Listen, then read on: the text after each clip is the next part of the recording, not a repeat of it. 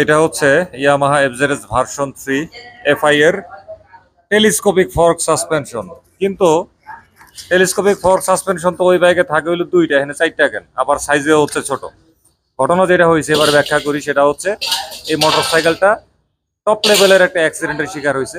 সামনের দিকে হেভি বাড়ি খাইছে ঢাকা শহরের ভিতরে হাজারিবাগে। বাড়ি খাওয়ার পরে যেটা হয়েছে, টেলিস্কোপিক ফর্ক সাসপেনশন এমন ভাবে পাকায় গেছে যেইটা এইখান থেকে বের করা সম্ভব হয় নাই টেনা হেসরা করেও।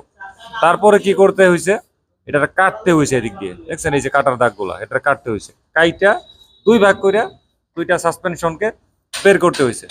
তার মানে বোঝা যাচ্ছে যে এইটা কি পরিমাণ বাড়ি খাইছে সামনের দিক থেকে। ভাগ্য ভালো এটার হেডলাইটটা ওই রকম ভাঙে নাই। যা চাপ গেছে এই টেলিস্কোপিক ফর্ক সাসপেনশনের উপর দিয়ে গেছে, এত মোটা সাসপেনশন, হেভি সাসপেনশন।